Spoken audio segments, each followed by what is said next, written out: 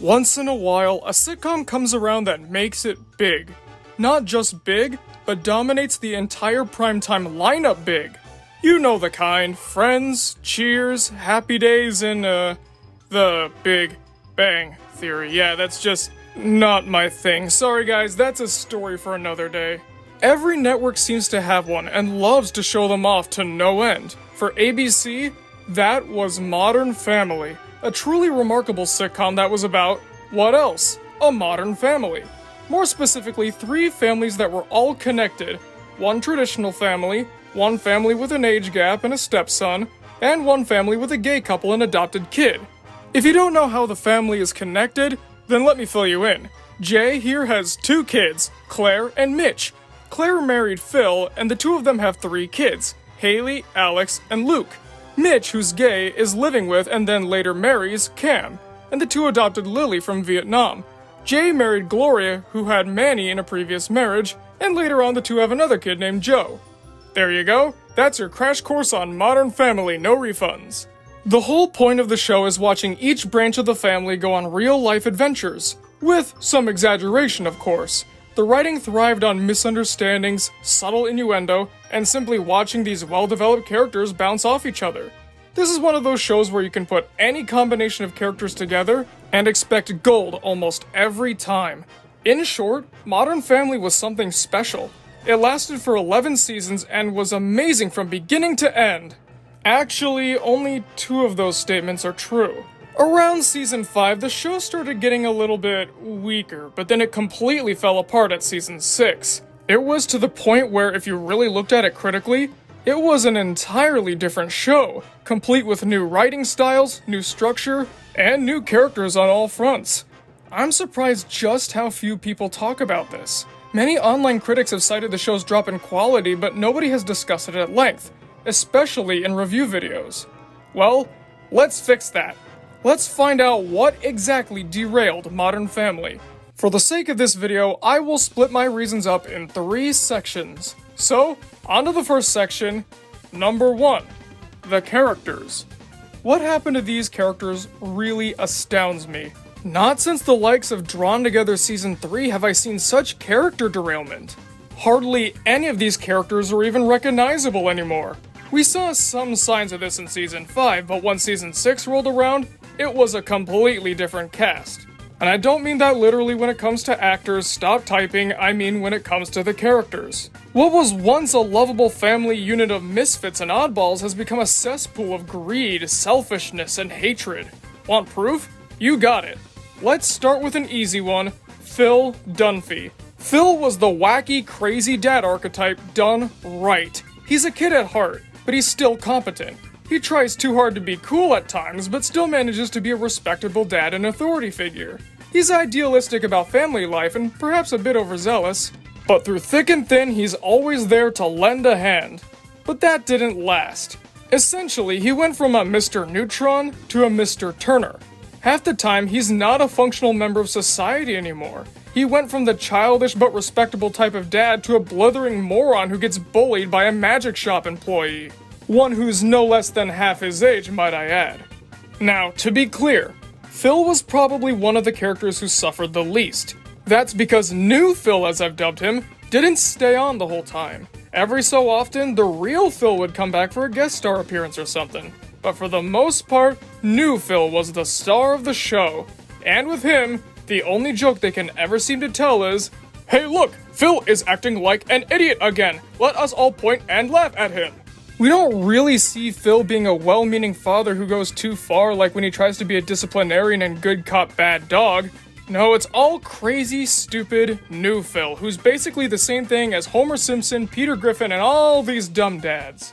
Even when he has his parenting moments, they always have to tie back to her-da-dur, he's stupid. So we know that Phil got stripped of all of his interesting layers, but let's face it, his wife didn't fare much better. We got 2 new Claires for the price of 1. And neither one of them was interesting in the slightest. From Season 5 to Season 6, with some sporadic appearances here and there, new Claire takes on the maternal role in the Dunphy household, and she is basically Sal. She's shrill, she's rude, and she's an alcoholic. Simple as that. Once she started getting more prominent responsibilities in Jay's company, New Claire 2 came in and replaced New Claire 1.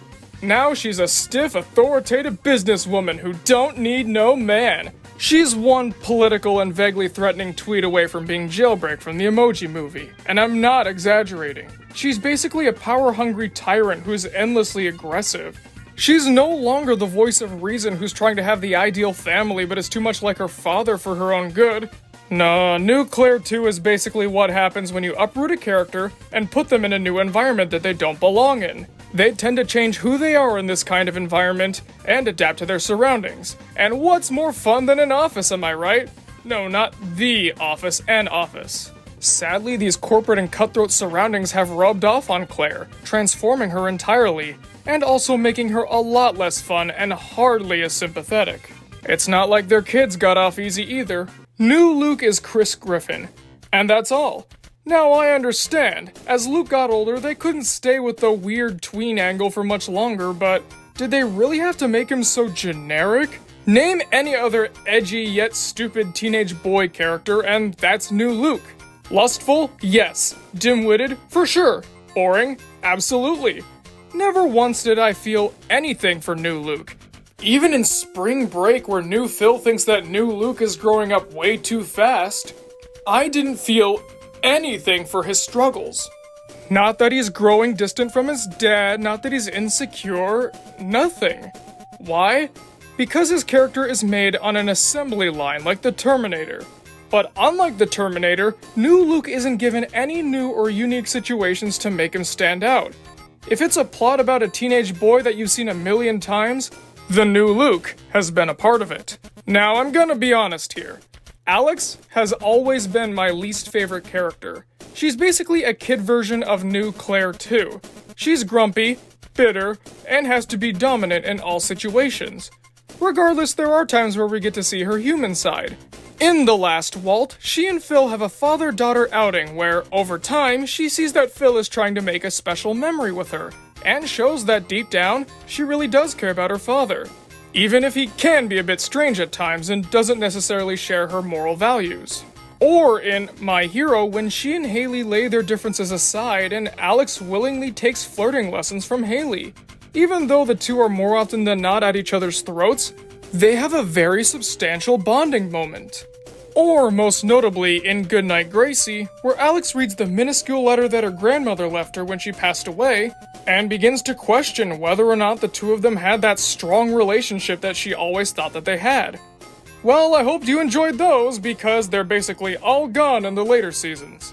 Alex has become the know-all, be-all, am-all, brilliant goddess who can do no wrong. She's Jimmy Neutron if Jimmy had absolutely zero redeeming traits at all. I have no idea why anyone would want to be around her. All she does is belittle people and flaunt her brilliance. Every so often we see the old Alex come back like Strangers in the Night, but 9 out of 10 times it's this. Hey, we all know why we're here. Hi, honey, you missed one. I know I missed one. I'm not an idiot. Alex, I really need to focus. There is a 16-year-old science prodigy studying cancer research at Johns Hopkins. 16! What am I doing? I'm eating cake! No. Speaking of that episode, let's talk about it. Under Pressure sounds like it could be a good episode, but let's face it, it's not. Alex feels too much pressure from school and she has a nervous breakdown. 2 problems here. 1. Her nervous breakdown is exactly how new Alex normally acts on a day-to-day basis, albeit with more shouting. The insults, the bile, all of that is exactly who she is at any given time. Why should the family, or for that matter I, the audience member, react differently when she's acting like this when she acts like this in almost every episode she appears in? And 2, we don't get to see the human side of Alex here at all. She's overly self-sufficient, far too independent, and extremely willing to brag about her own ego at any given moment. It's hard to sympathize with a character who's basically written to be perfect and solves their own problems in a matter of time. I get it, it's supposed to be the joke, but it's not funny. Nor is this really who Alex is. Well, I guess that makes sense, because this isn't Alex, this is new Alex. Now includes 10% more pretentiousness with every purchase. And don't even get me started about when Alex goes to college. She's basically an emotionless robot. Whatever semblance of happiness, love, sorrow, or anything else like that is replaced with a cold, hard computer brain. There may be the occasional cry like when Sanjay breaks up with her, but again, that's very rare. Whenever Alex showed up in season 5 and onward, I always got nervous that she'd tank the entire episode. She'd have a hand in it, but she wasn't the only reason, so I guess there's that. With new Alex, it almost feels like they made the unbalanced Alex from The Butler's Escape a regular character. For those who don't know or don't remember who that was, well, let me introduce you. In that episode, Alex isn't reacting well to Haley being absent, so she goes on a mean streak rampage all throughout the house, tormenting Claire and Luke. In the end, she's put back in her place. This mean, spiteful, vindictive Alex has become the regular Alex. And I'm not the only one who realized this. Take a look. Fans have in fact taken notice and have begun discussing how awful of a person she is. I would like to think that the creators realized that people hated her and thus lessened her role, but I know better. That's not how they operate. Haley herself didn't change much, so I wasn't entirely sure about calling her a new character. In the end, I decided to go ahead with labeling her New Haley for one simple reason. While her personality didn't change all too much, her role in the show absolutely did. She went from an actual character to a plot device. New Haley was only used for melodrama from here on out. Relationship woes, finding herself, blah blah, and likewise blah. It was always the same with her. Find some guy, date him, drama ensues, they break up by the end of the season. Rinse and repeat. It got old and very dull. And personally, I kind of feel like they undermined her character with this. In the first 4 seasons of the show, she was a vain, cocky girl who had a secret soft side.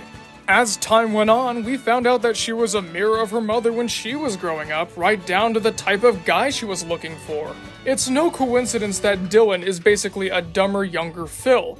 Of course, because this was interesting and vaguely compelling, none of this could stay when New Haley took the scene. So don't worry, devoted Modern Family fans, the writers got rid of all that pesky development for you, so now you don't have to worry about it. New Haley is just a prize to be won. She's a Disney princess pining for her prince, but is looking in all the wrong places. As a character who was meant to be this from the beginning, that would be fine enough, but this isn't who Haley was, and it especially wasn't her main personality trait. And whether or not this is who Haley really was, it wouldn't make up for all the times they repeated and rehashed the same exact story arc. More on that in the last section.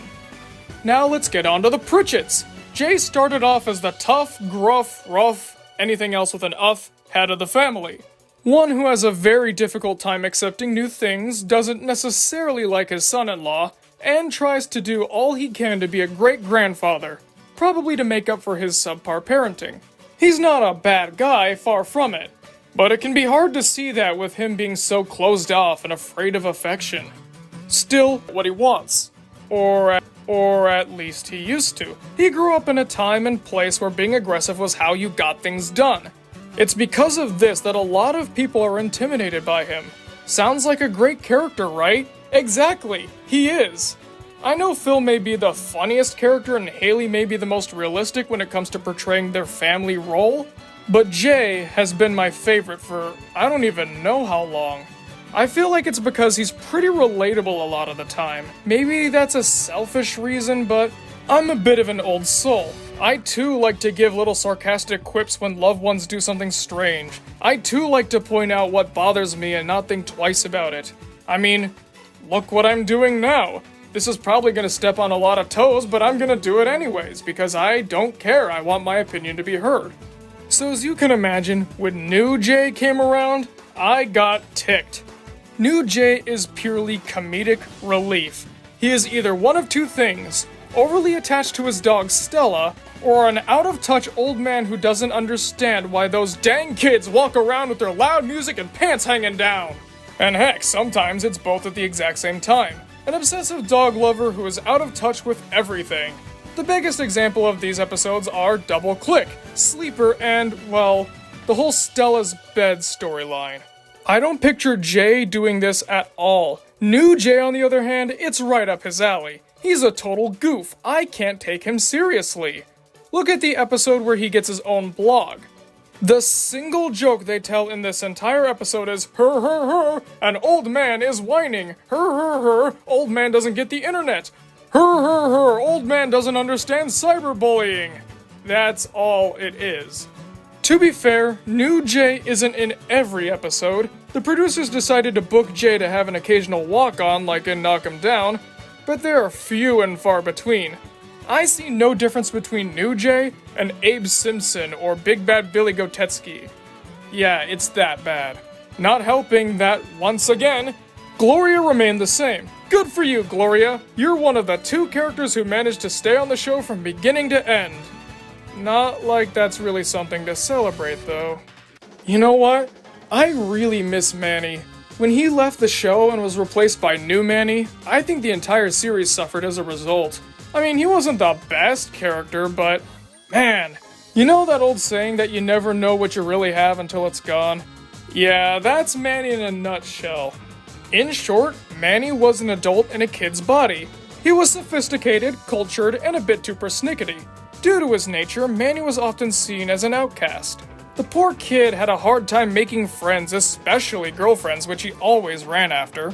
Though he was great on paper, Manny was too socially awkward for his own good, and without Luke, this boy would be lost. Now it's quite clear that they couldn't exactly keep this going as Manny grew older, but they easily could have adjusted it. Instead, they went in the opposite direction. New Manny is the definition of Flanderization. This is a term that means a writer taking a trait in a character and stretching it to the point where that's their only trait. And that's exactly what New Manny is. He only has one trait to him: snobbery.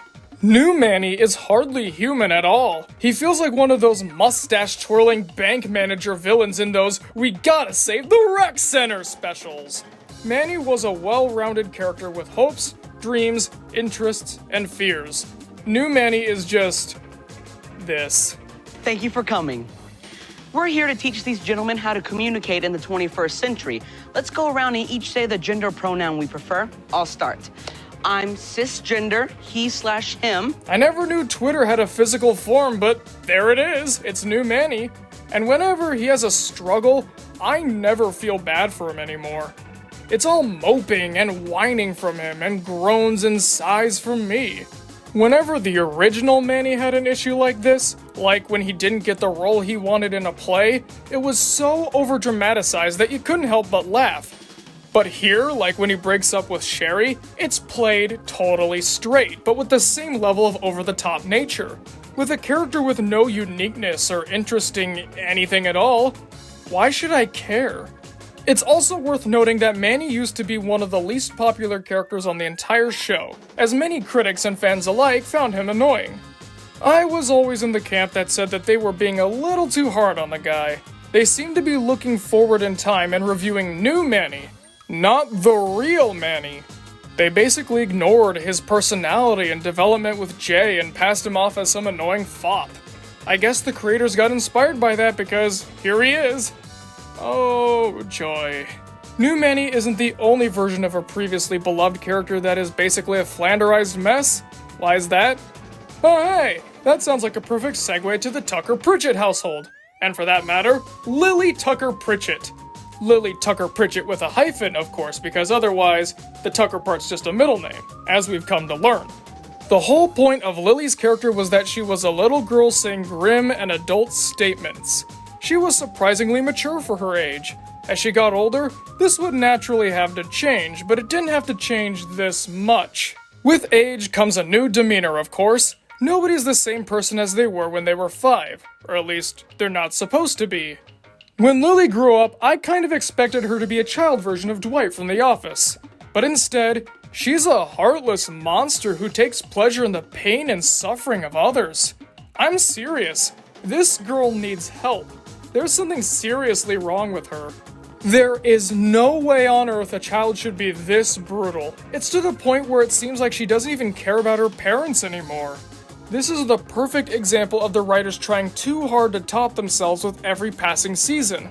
Let New Lily stand as proof that this is a terrible, terrible idea. It's a detriment to the character, ruining any development that they either had or could have in the future. There is a silver lining to this, though. She hardly gets any appearances anymore. It's almost like she's been forgotten in the last couple seasons. If anything, New Lily has become a side character more than part of the main cast. I guess that means there's less of her to go around. Count your blessings, right? Luckily, Mitchell managed to stick it out and last till the end of the show, but at a terrible, terrible price. What's that price? It's that any derailment that he may have had went right to his partner. If you thought New Jay, New Alex, or New Phil were bad, prepare to bask in the unadulterated horror of New Cam. This is, without a doubt, the worst character derailment I have seen in recent history. He's actually the reason why I decided to call these derailments as separate characters. If they changed his name, I would honestly think that New Cam was an entirely different person in universe. It's funny, Cam didn't change until season 6. Mitch and Cam's wedding was at the end of season 5, right? I'm sure you've heard those horror stories of people saying that they didn't find out who their spouse really was until they got married. Like once they were in wedlock, their spouse's true colors began to show, revealing them to be a psychopath or something. This is exactly what happened to Cameron Tucker. Once he married Mitchell, he changed his name to New Cam and finally let loose with the personality that he's been hiding for years. A vile, selfish, arrogant, malicious, unstable monster. Cam wasn't always like this. For evidence, let me point to my favorite episode in the entire series, The Musical Man. Here, Cam is put in charge of the Franklin Middle School musical. Naturally, his ego goes to his head and the whole thing falls apart. Literally. There are a few important things to note here. The first being that nobody really gets hurt here. The worst that happens is Luke getting stuck in the air and Cam being a little bit snippy with the cast. He's not being a real bad guy, though. He's merely a visionary who lets his ideas go too far and won't stop them for the sake of anyone else's feelings.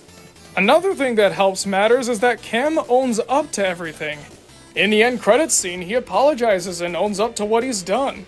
See, Cam is not a brute. He's an honest man who gets caught up in the moment. Let's also look at Starry Night, when Gloria thinks that Cam insulted her through, honestly, one of the best misunderstanding jokes in the entire show. He drops everything to make things right, regardless of his own feelings. He even burns his mouth with crazy hot Mexican food to make Gloria happy. Remember these moments, will ya? They're gonna come back later. There will be a test. New Cam is nothing like that. I can firmly say that he is the Antichrist, and that's hardly an exaggeration either. New Cam is so prideful now that he basically thinks he's God. Every single little tiny thing has to go his way, or it's a personal slight against him. Mitchell gets the worst of it, but in truth, nobody is spared. Like in Knock 'Em Down when he tricks New Jay into joining his all-gay bowling team, and treats New Jay like the bad guy for telling the truth and following the rules. But that's just the warm-up act. Sergeant P was a pretty lousy episode on its own, especially in relation to the character Dee Dee, but don't worry, we'll talk about her later. She must be addressed. The Queen of Karens cannot be ignored. Anyways, we're here to talk about Cam's subplot, and oh no. At one of New Lily's dance recitals, a mom obscures New Cam's view so that she can record her son. So naturally, New Cam finds her at a coffee shop and pretends to be her blind date in order to publicly shame her for an honest accident. We've all been there. Already, we're not off to a good start. Cam would never do something like this. Cam is the kind of guy who tried to help two old people that he finds at the mall try to get together. He's not up there with the likes of, say, Alex DeLarge, Monokuma, or Andrew Johnson. He's not a sadist by any means. But wait, there's more. It's revealed that the woman is a single mother with a tough life, and her son has it worse.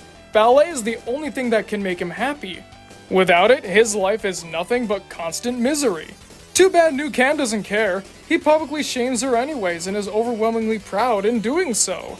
Nobody slights the king after all. He knows he hurt her. He knows he could have been the bigger man, but he didn't. And he took joy in her pain. That kind of behavior isn't a one-off incident either. One of the most divisive episodes in the entire show is Connection Lost. You know, the one where they spend the entire time in the episode on FaceTime and were clearly trying to go for an artsy award bait style, but ended up seeming more like a pretentious product placement full of melodrama and lacking a single laugh. That one. New Cam was the worst part of this one, and that's saying a lot. The plot is that new Haley has supposedly run off and eloped while possibly being pregnant, and everyone is trying to track her down. Guess what? New Cam doesn't give a crap. Sure, he was a little surprised upon first hearing the news, but after that, he doesn't care. Not one bit. He even has the nerve to approach a grieving new Claire and ask, no, demand favors. Constantly badgering her and wearing her down until she bends to his will. Can you believe that? A devastated mother wouldn't buy new Cam a tin of popcorn? I know! Selfish! How dare she?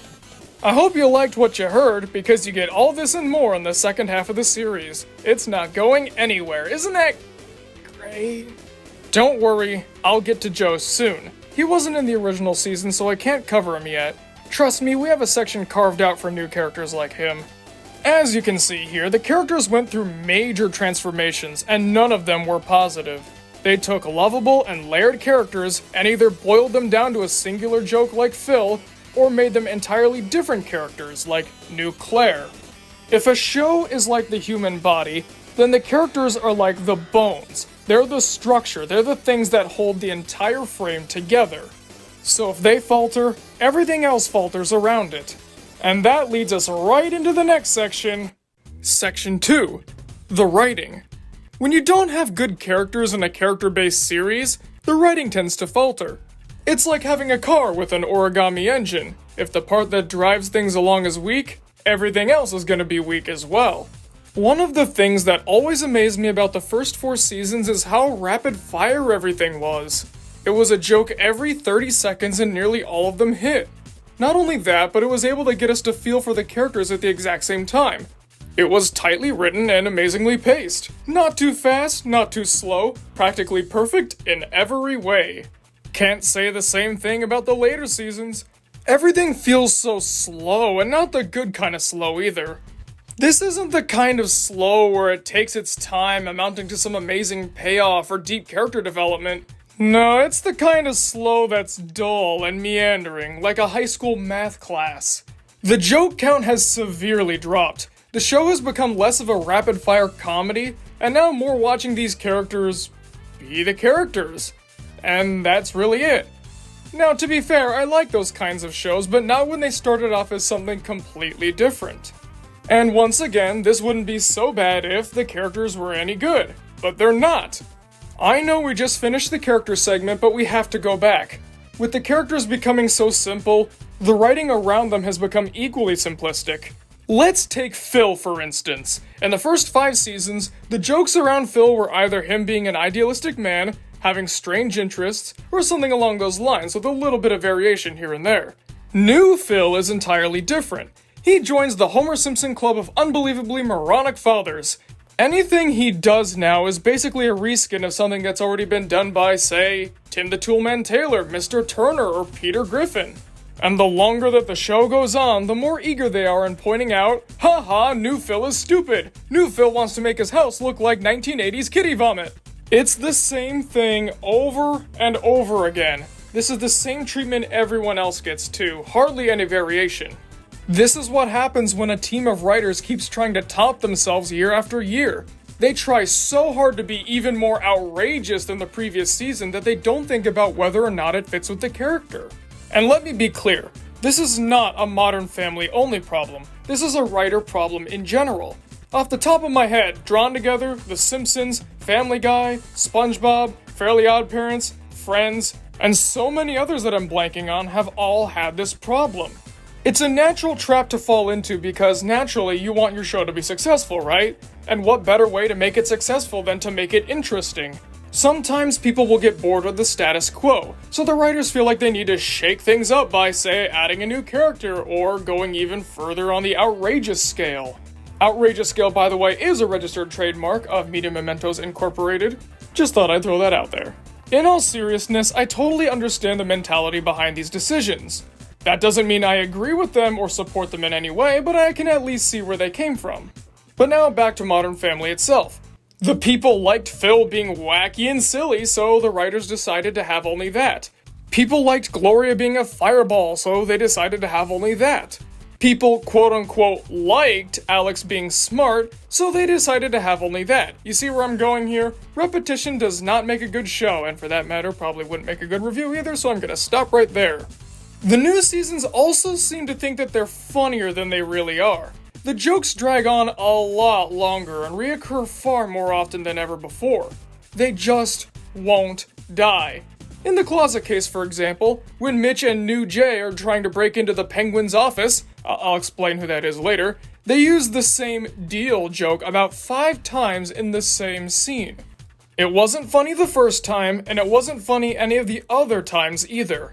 There's something else I can't quite put my finger on. It's been bothering me for years, but let's see if you guys can help me figure it out. There's something about the delivery of the jokes that make it seem like either the actors or, most likely the directors, think that this is just stellar writing. It's not, but they sure seem to believe it. Self-congratulatory energy appears in just about every episode.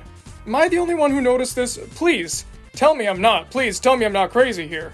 I'll bet you're wondering what they do with all that empty space that they have now that they cut out all that needless comedy. They have to fill it with something, right? Never fear, dear viewer. Modern Family was able to fill the space with something even better than comedy. Soap opera melodrama. Yeah, that's about the reaction I expected. Yeah, everything suddenly got blown out of proportion here. Even simple arguments like New Jay and New Gloria fighting over New Gloria taking too long to get dressed turned into this monologue about Jay fearing that he's growing old somehow.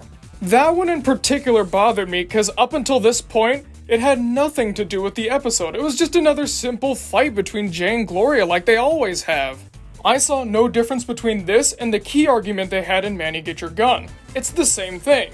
Now, I'm not saying that these serious moments are bad, far from it. There were some stellar moments like these in the original seasons. You know what made them good, though? They actually fit within the episode. For reference, let's look at When a Tree Falls. Phil and Jay take Luke and Manny to the snobby kids' sports-themed birthday party. Phil is trying to get Jay to hang out with the other dads, and Jay's really awkward and doesn't know what he's doing. Until he starts sharing embarrassing stories about Phil. Phil kinda goes along with it, laughing all the way, but then it starts to irk him. Jay's really disrespecting him here, and he won't take no for an answer. The two of them have a boxing match, it makes more sense in the context of the episode, and then they have a heart-to-heart about what exactly was going on there. This feels like a good climax. This feels like progression. It's not some random bullcrap for drama's sake pulled out of thin air. This ties into the conflict going on at the moment, and not only that, but it fits in line with the characters. Just because Jay's being vulnerable doesn't mean that he's this big wuss. It's not like in Super Shower Baby Bowl where New Jay thinks that New Cam forgot about their newly established tradition and gets all mopey and whiny. Jay is still Jay, but having a moment. And these moments wouldn't be so bad if they didn't happen all the time. In the original episodes, this would happen every so often, used for dramatic effect and all. But now, it's every other episode. And they're cranked up to 11. It's all in the delivery. They don't feel like people having an honest discussion. Instead, they feel like people looking for forced ways to vent their woes. This is hardly an exaggeration of how things go. Phil, it's time for dinner! Oh, sweet! Oh, that's awesome, Claire! What are we having? We're having fish tacos. Oh, but it's Thursday. Yeah, so? Well, when I was a boy, me and my Uncle Steve, every Thursday, we'd have chicken burgers. And it was so nice because we'd always sit down and we'd talk about life. I'd tell him about my insecurities and he'd tell me these funny life stories that somehow related to what I was dealing with. He was like my Mr. Miyagi, and that's why every Thursday evening I have to have a chicken burger for dinner. That's basically how they go now. I mean, seriously, what happened to all the fun? It feels like the writing team was being tired of labeled solely as comedy writers and tried to do something bold and deep to shake their reputation off, all while not fully committing to the idea. Instead of making Modern Family into a dramedy, it turned it into half an Adam Sandler movie and half a Julia Roberts movie. Neither part is interesting to watch, and neither part blends well with the other. That was pretty simple, wasn't it? Honestly, there are only so many ways you can go look at writing and say this isn't funny. As for the story elements, we'll be critiquing them more in Section 3, the stories. Oh man, it's time for the big one. The biggest issue that devastated this former behemoth of a show, Modern Family's later storylines. Now to be clear, there's nothing wrong with having storylines in general. The original episodes had them too, albeit a bit more scattershot. They were short-lived and were mostly based around comedy, but they were still there and still effective. Having a greater focus on the story elements of the series like what the later seasons had is actually not a bad idea. It would serve as an effective way to dive deeper with the characters and, oh right, they're not here anymore. Whoops. Aside from that, these storylines had other problems too. And they can all be boiled down to one of three types. Let's go through them one by one, shall we? The first type is one that I'm sure a lot of you expected. New Haley's relationship woes. Contrary to popular belief, it's actually quite difficult to write a compelling romance. You can't just simply make it boy meets girl, boy gets girl, boy loses girl, boy gets girl back. Look at Elvis Presley's movie career. All of them were like that and people lost interest. The box office returns and critical reception of all the movies prove that point, starting off strong and then getting to, well, this. Modern Family would use nearly the same template for New Haley's relationships. The only difference being that they'd lop off the last beat, so it would always be boy meets girl, boy gets girl, and boy loses girl. I get it, New Haley wants to find the one, but do they have to keep telling the same story over and over again? Now, it's clear that they were intending for Andy to be her guy, but Adam Devine, the guy who plays Andy, decided that he wanted a career, so Andy had to leave the show. And it made that whole Andy storyline feel like a giant waste of time. The show was so obviously trying to convince us that they were going to be together forever. It's not a subversion thing either. This is more in line with when South Park had to change its 20th season storyline because they didn't think that Donald Trump was going to win the election. Not helping was that the character of Andy was about as interesting as a slab of granite. Adam Devine is a great actor and all, but Andy himself is a lousy character. He's nice, and that's really the extent of it. Nothing else to him. Nothing interesting, nothing distinct, nothing... period. He's basically the Mormon stereotype without actually being Mormon. I never bought him and New Haley together. They didn't have believable chemistry. It all felt forced for melodrama's sake. And boy, was there ever melodrama. Does New Haley like Andy? Can New Haley and Andy confess their feelings? Who does Andy love, New Haley or Beth? How can New Haley and Andy continue with X problem going on? Guys, this isn't Ross and Rachel. We're not interested. And once Andy left the show, I had high hopes that they'd move on. You know, kick New Haley off the show and bring back the old Haley so she can pick up right from where she started? What? New Haley had a ton of boyfriends after that. None of them were interesting, none of them were believable, none of them had chemistry with her, and none of them lasted more than a season. It was the same story again and again. If it didn't work the first time, what makes you think it'll work more times with minimal changes? Not only was it frustrating, but it got tiring. Not only that, but they progressively started to take over more and more of the show. It seems like every character got roped into these. Nobody could shut up and live their own lives. Wherever New Haley went, her drama went with her. It was like an infection that kept spreading. Too soon? Next up is the kinds of stories that just stop. New Phil's Magic Shop, The Parking Lot, Sherry, New Gloria's Sauce Business, that is until they magically remembered it a few seasons later, and many more happened, then stopped happening out of the blue. Basically, every season there's a new non-romance based storyline that takes up a lot of focus, then completely stops unceremoniously. No ending or resolution to speak of. Rarely ever are they mentioned again, making you wonder, what the heck happened? What was the point of that? Take New Phil's Magic Shop, for instance. New Claire buys New Phil a magic shop so that he can fulfill his lifelong dream. Then after a few episodes, poof, it's all gone. They were clearly amounting to something, but nothing ended up happening. Things like people getting new jobs or strong personal developments vanishing in between seasons makes everything feel disjointed. Similar to New Haley's subplots, it's impossible to get interested in these when you know that it's never going to amount to anything. It's almost like they never happened. So if any of you out there believe that not having a payoff isn't going to hold you back from getting invested, let me put it this way. I've conducted a survey. Do people like brown or beige better? I'm not going to reveal the results, I'm just going to let you know that it happened. See, a boring premise with no payoff. Bravo! I'm brilliant! All the awards belong to me!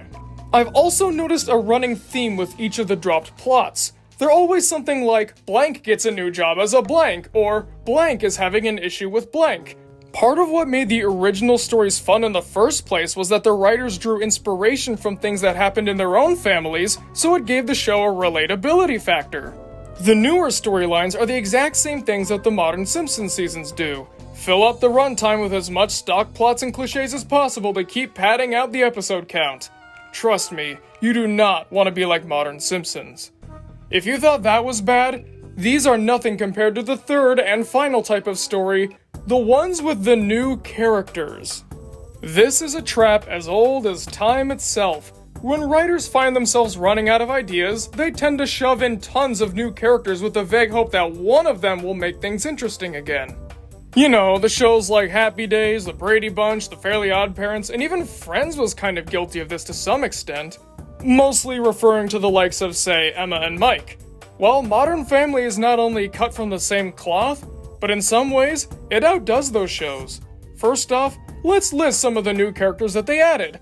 The Clampetts! I know that's not their real last name, they're the LaFontaines, but let's face it, they're basically the Clampett family from the Beverly Hillbillies.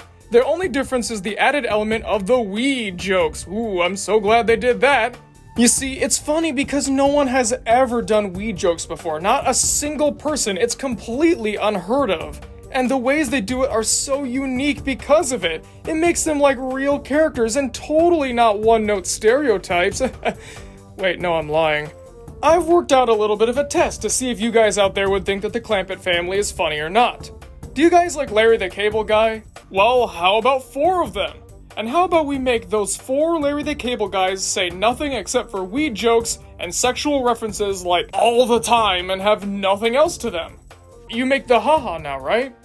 Then there are New Haley's revolving door of love interests. We've already covered them, so let's move right along. There's the football player that Mitch and Cam took in, and that amounted to basically nothing. He had no personality and had no real contribution to the show. Moving on. Ronaldo, who becomes Pepper's husband later on, he's basically the same as, say, Longinus and Crispin. The only difference is that he has an accent. Not an interesting character, not unique, or anything close to that, but at least he does give Pepper more screen time, so at least he's not completely useless. Principal Brown, new Cam's snooty, uptight boss. And that's all. He's a less funny and more competent version of the pointy-haired boss from Dilbert. Whenever he shows up, you can feel the comedic energy drain from the scene. Calhoun, new Cam's sister's kid who moves in with them once she goes to jail. He's basically the baby Clampett. He causes trouble and he's a hillbilly, and there's nothing else to him. Margaret, new Jay's and then later new Claire's lonely and possibly perverse assistant who's a sad, middle-aged lady. Ben, new Claire's assistant. His only character trait is hurdy-dur, he's wacky. There's also the Penguin. Yeah, his name is Earl Chambers, but let's face it, like the Clampetts, he's clearly a different character entirely. This time being the Penguin from Batman. This guy is New Jay's business rival and always has it out to get him with these crazy schemes. This guy really doesn't fit the show. He's a supervillain with these grand-scale plans to destroy New Jay and take over the closet business. He's got plans like hiring Mitchell and taking a picture with him, then putting it on a semi-truck and driving it in front of Jay's house. Or when he dies, he comes up with this convoluted plan to give Jay his ashes to screw with his head. The Penguin often speaks in these long-winded monologues that are vaguely poetic and overacts with every single line. Modern Family is supposed to be a down-to-earth show that's mostly realistic. Part of the charm is that even though some elements are exaggerated for comedic effect, The people and world still feel very close to our own. With the Penguin here, I don't buy it one bit. He's so out of place, it's like putting a Yeti in Seinfeld or a space alien in King of the Hill. Those are some pretty lofty claims, so I'd better back them up. Take a listen to some of his dialogue, and you tell me that this doesn't sound like the Penguin from Batman Returns. So, Mr. Penguin. The one thing we all have in common. Presidents to postmen. Tycoons to teachers. From sea to shining sea. That's not to say that John Polito isn't a good actor. He was great, and he's dearly missed. However, just because an actor is good doesn't mean that every character they play is automatically fantastic. I think that Johnny Depp and Will Smith's filmographies are more than enough proof for that. And now, the one I'm sure you've all been waiting for, Fulgencio Joseph Pritchett, or Joe Pritchett for short, Jay and Gloria's biological son. This was the first red flag that popped up in the show. When Gloria got pregnant in Baby on Board, I knew exactly where they were going with this. They were obviously running out of ideas, so it was time to commit the cardinal sitcom sin, add a baby to the cast. Oh no, that never works out well. Though I must say, the episodes when Joe was an actual baby were alright. They were surprisingly able to find a few decent plots with him, and he didn't take over the entire show. It's when he grew up when we started to have our problems. I might ruffle a few feathers when I say this, but Joe Pritchett is utterly useless. All he does is say and do things that make him seem precious and adorable. He's a prop, not a character. Granted, later on they try to make him a clone of Lily with him being cynical and too smart for his own good, but let me repeat that. Clone of Lily. This isn't Smash Bros. Clone characters are not accepted here. To me at least, Joe never felt like part of the main cast because he was completely and utterly useless. The show would be entirely the same without him. Oh, and before you say anything, no, Sofia Vergara was really not pregnant during the time of production. That means that Joe wasn't added because of some kind of necessity.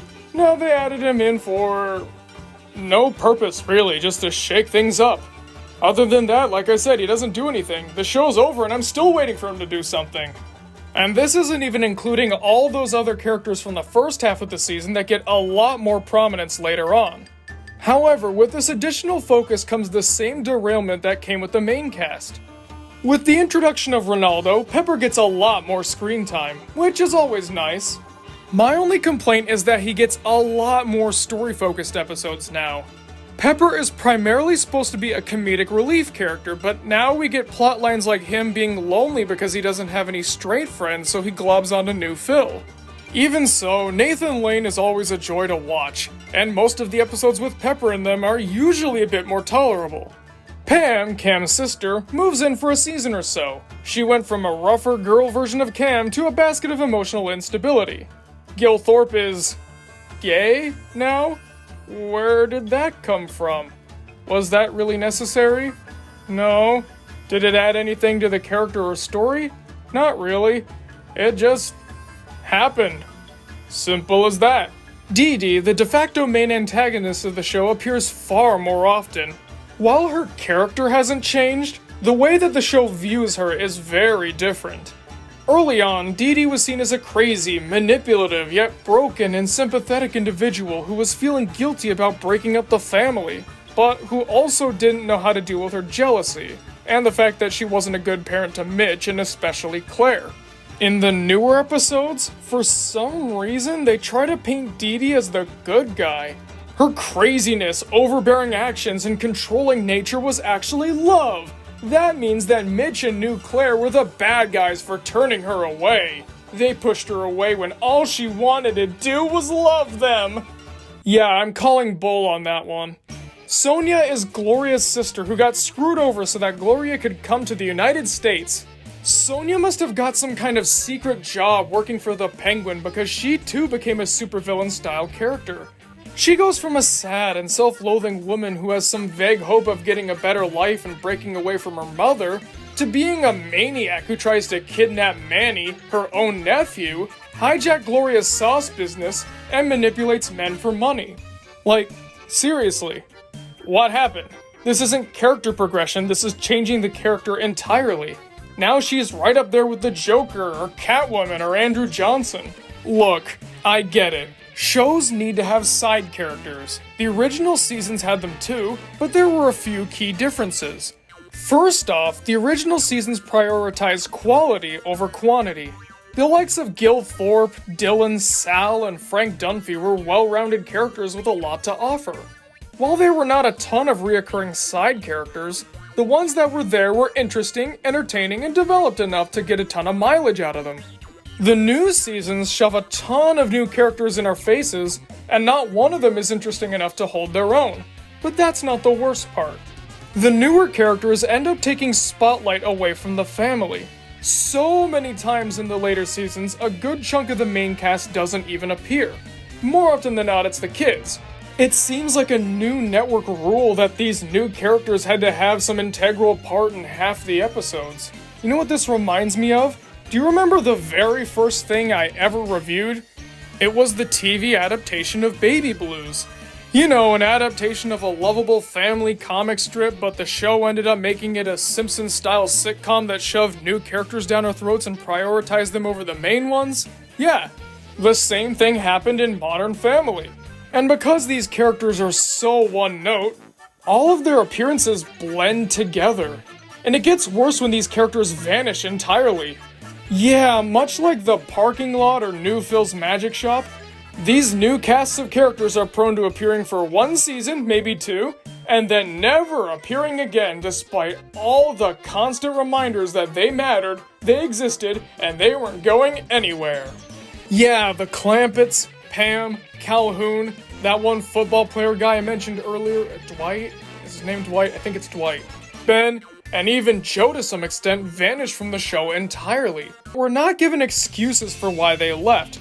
Some of the only exceptions being Ben because he got fired, or Pam going off to prison, but that was done completely off screen and was only explained through exposition. We never got to see it happen, it just did. Just like with Andy, it makes all the constant attention that they got feel like a total waste. There they were, front and center, soaking up the spotlight like a sponge soaks up water, and then they're gone, dust in the wind. Never mentioned again. I will say, though, that this did happen once in the earlier seasons with the Kevin Hart character. But not only did he only appear twice, but this was around the same time that Kevin Hart's star was starting to rise. It made sense that he couldn't stay on for the rest of the show. And besides, Kevin Hart got, a total of 5 minutes of screen time between the two episodes? I mean, he was a good character and he's a great actor, but it wasn't a real big detriment to the show. Essentially, these new characters serve to take the family out of Modern Family. It's no longer a family-oriented sitcom, it's now trying to be a weird hybrid of The Office, The Middle, and generic sitcom number 38601. That one's my favorite. There's one more storyline I want to touch on because I don't think it fits with any of the above categories. New Haley getting pregnant. Yeah, it's filled with melodrama and it's stretched out into oblivion, but it felt like a nice ending to the New Haley love arc. They finally had her get married to Dylan, thus officially putting an end to her woe is me, I will never find the one crap. New Haley and Dylan got married and had their kids, and you know what? That was a very nice series finale. New Haley, whether she wanted it or not, finally had to grow up because she was thrusted into the most adult role that there is, parenthood. And it all happened in the way that her parents got together. She too met a goofball, fell in love, got pregnant out of wedlock, then quickly got married and had the kid shortly thereafter. Despite this sudden lifestyle change, she's not scared. She has Dylan, and she's got her family. Her modern family, if you will. Not only that, but this finale mirrored the very beginning of the series. It started off with the family welcoming a new addition, and it ended with the same. Yeah, it won't be a fairy tale ending, but it's the best ending for everyone involved. The journey getting there may have been a bit rocky, but now they finally got to their destination. And what a destination it was. Truly a beautiful end to this landmark series. But then there was another season. I don't understand. The 10th season had a perfect ending. The story was all wrapped up. Where could you possibly go from there? Answer: the exact same places that season 6, 7, 8, 9, and 10 went. Nowhere. Season 11 was the exact same things as all the others. But wait, I hear you scream. What about new Haley and Dylan's kids? Yeah, I'm still asking the same thing. New Haley, Dylan, and the twins get almost no focuses and barely even any appearances. Sarah Hyland, who played both Haley and New Haley respectively, was very vocal about her displeasure with this wasted plotline. In an interview with Cosmopolitan, Hyland says that she was very unhappy that Haley's search to find fulfilling employment never really ended. Instead, she had to settle with NERP and focus on motherhood, which even then got virtually no attention. Such a shame. They brought the show back and ruined a great potential series finale to have a mediocre season with one of the most drab, lukewarm, and melodramatic finales I have ever seen. Let this be a lesson to you all. This is exactly what happens when you go from exaggerated yet relatable situations to whatever happened here. Conclusion. Well, here we go. I think we finally solved the mystery of what derailed Modern Family. As it turns out, the answer was threefold. A lack of consistency with the characters, which caused them to either be boiled down to the most simplistic form possible or changing them outright. Having a severe lack of comedy and a stronger focus on uninteresting melodrama. And storylines that either go nowhere or focus on uninteresting side characters over the ones that we were tuning in to see in the first place. If I'm being honest, this is one of the worst declines a show has ever had, and I'm surprised that nobody is talking about it. I'm looking on the subreddit and at professional critic reviews, and sure enough, people hate the newer episodes like I mentioned before, but they're not really addressing it, or at least not in full detail. It seems like at best, people will give it a simple okay rating, and let me assure you, that is the last thing Modern Family was supposed to be. It didn't get this big and popular by simply being okay, otherwise they wouldn't have won all these awards and bolstered all of these careers.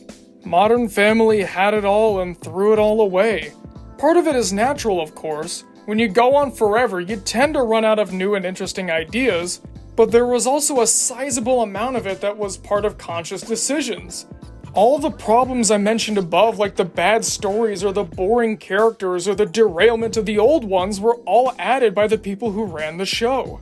Is there anything that can be learned from what happened to Modern Family? Yes, absolutely. There's always something to learn with any situation. It's to know when to get out. Now, I understand that this isn't always the creator's choice. The network is the one who decides whether your show lives or dies, but it's like how the old saying goes. You either die a hero, or you live long enough to see yourself become the villain. And guess which one happened to Modern Family? Well, folks, thanks for watching the video. Have you guys ever noticed the decline like I have? Or have you been blissfully ignorant this whole time? Comment below and let me know, because I'm always excited to hear what you guys have to say. I would also like to talk to you guys seriously for a minute. This video is our 3,000 subscriber special, and I'm so thankful for each and every one of you who subscribed. It means a lot that you've done all this for us. You keep sticking around and giving us support, and we really appreciate it. We've only been around for about a year and a half now, but it feels like a lot longer, and also kind of shorter at the same time. You know how those things go, right? This wouldn't be the same without all of you. You're why we keep doing this. You're why it's fun in the first place. So, once again, thank you. We appreciate you.